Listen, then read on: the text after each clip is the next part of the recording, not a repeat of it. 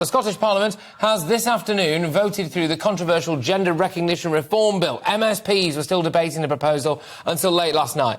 86 voted in favour of the bill compared to 30 who voted against it.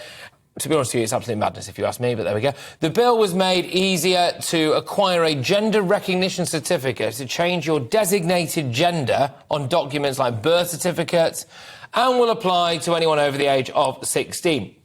I've got a couple of guests on this, and stay exactly where you are because it's going to be very, very interesting. Firstly, it's Olivia Utley, our political reporter. Olivia, just give us the raw facts of what this means, this bill now. So essentially what the bill means is it takes away all of the checks and balances on changing your gender north of the border. Previously, if you wanted to change your legal sex on your medical records, birth certificate, etc., you had to live in your acquired gender for 2 years and have a diagnosis, a medical diagnosis of this condition, gender dysphoria.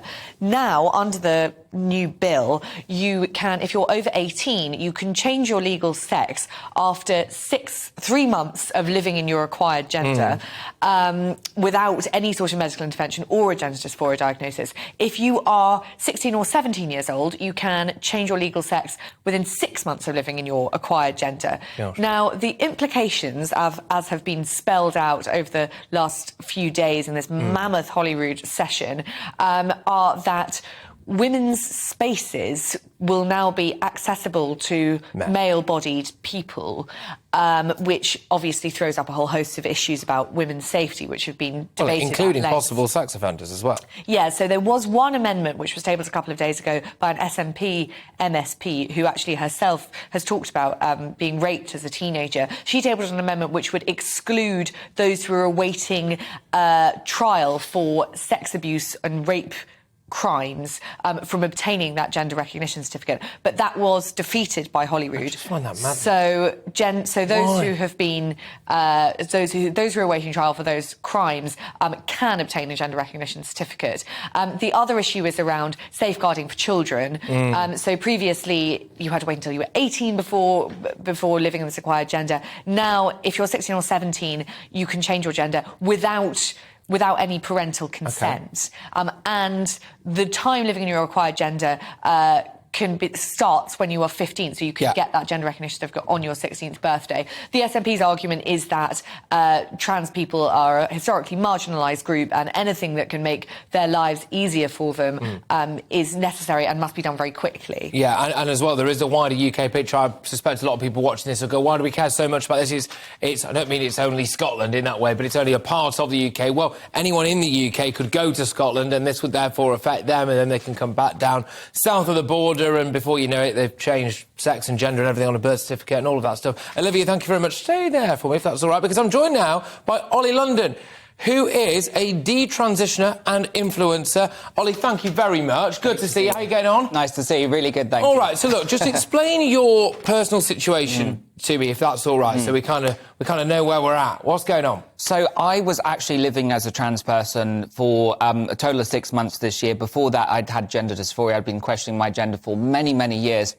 And I really was susceptible to these ideas that are pushed these days that you see online, that this is totally normal, self-identifying, you can choose anything you want. So I was like, OK, maybe the reason I'm unhappy with the way I look is because of that. And as we're now seeing in Scotland, this new bill is basically saying anyone can identify as anything they want, and within 3 months they can legally change their gender. OK, I don't advocate for that. I think what Nicola Sturgeon has done is a complete slap in the face to all Scottish women. It's like she's taken a piece of haggis and just slapped all these women across the face. You know, all the things the suffragettes fought for. So my issue is, you know, when I was living as a trans person, I was respectful of all women. The issue I'm having is the fact that 16-year-olds can self-identify, that men can go into women's restrooms and potentially assault and rape women. There are many cases of men putting on a wig and going into women's restrooms to assault women and young girls. You know, how can we allow this? You know, there's such a minority of people that identify in these ways in Scotland, yet it's become the biggest debate in the country. Yeah, well, I am amazed with the kind of vigour that the SNP, and it's fair to say as well, Scottish Labour and a couple of the other parties have really gone after this, given the proportion of people whom you could argue this directly impacts, and compared to, you know, all women, I suppose, all children and things like that. Could you just talk to me a little bit about what you know about the percentage of it? Because they say the SNP is saying, well, look, it's a marginalised group of people, often have very bad mental health issues when it comes to gender dysphoria and things like that, and this would be a big help to them. But I'm just wondering how many of those people it's actually helping versus how many people it might harm. I mean, if you look at the fact that there's millions and millions of women in Scotland, right, and the number of people with gender dysphoria, which is a mental health issue, and we should treat it as such, you know, should be helping these people. Yeah. We shouldn't be saying, go and identify it and we're going to praise you, we're going to reward you for that. You know, dress as a woman and you're going to be praised. We should be supporting these people. But, you know, the statistics are insane. I mean, I'm going to show you in a weird way, but I've got a box of Scottish shortbread here. Right, let's move this out of the way. Let's do it properly. OK, so I want you to guess, last year, how many people in Scotland do you think legally changed them? Last year, how many people in Scotland legally changed their gender? So they had a medical diagnosis after living as trans for 2 years. I wouldn't know where to start, mate. Go on, OK, well, have a guess as well how many biscuits you think are in this box. How many biscuits are in that box? I'm trying to see if it's got a sign on it. I don't know, 50. OK, so there's 2 packets. So there's about... I was going to say, that's a bigger box, yes. So there's about 60 or 70 Scottish shortbread biscuits in here, OK? Right, and I'm using this to compare how small a minority this is. There were only 30 people in Scotland last year that legally transitioned, got a certificate, they went through the process. Seriously? 30 people. So there's less people than there are shortbread biscuits in this box right here. So I'm just trying to equate that to how small of an issue this is, how, you know, the Scottish Parliament's trying to debate this as the biggest issue in Scotland, when really the issue is women's rights being taken away. So 30 people in the whole of Scotland? Legally. So, of course, there are thousands of people that self-identify, but 30 people legally went through the process, whereas they got a medical diagnosis, they legally changed their certificate. So if this is Scotland, then, it would equate to, this box, basically, this is the box. Like that? Every biscuit, I mean, you know, if every biscuit was a person in Scotland, there's more biscuits here than people that would, and there would just be like a crumb of a person. And now the whole thing has been changed. So what I'm trying to say with this...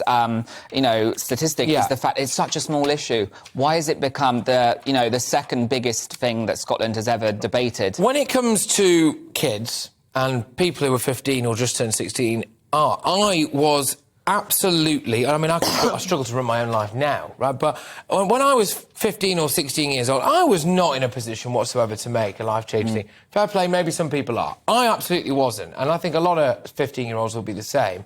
What damage could it do to someone who maybe they're gay, maybe they are a bit confused, maybe they've just got a lot going on in terms of mental health and their sexual identity at that age, right?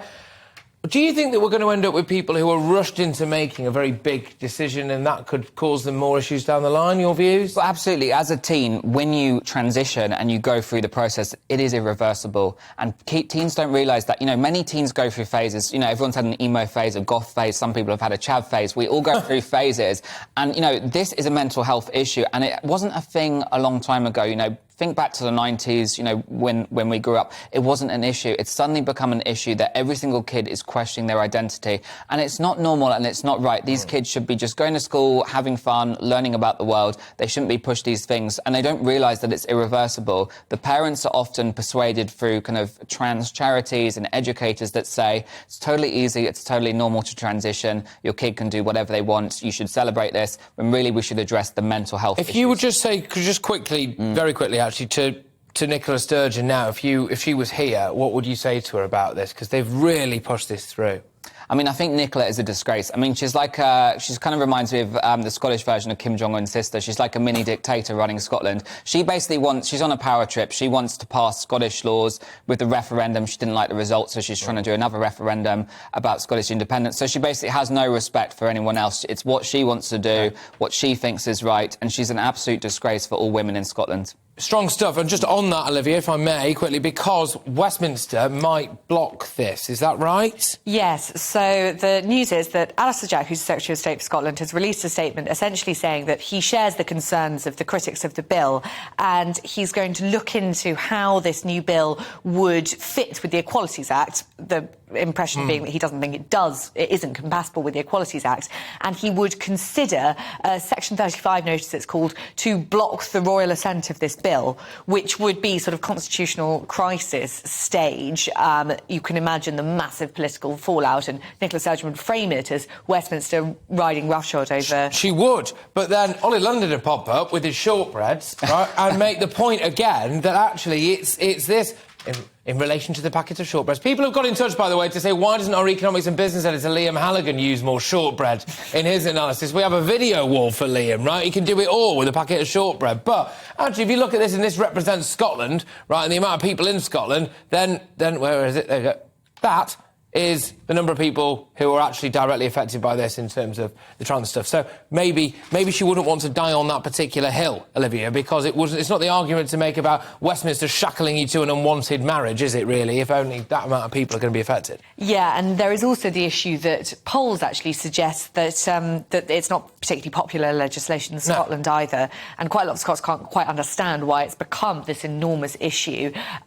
So, yeah, whether Nicola Sturgeon will want to die on this hill will be a fascinating political element to the story. It will be. And thank you very much to everyone. Can I just ask, Ollie, I think I've got time very quickly. I've not been shouted at too much yet, so I'm assuming I have.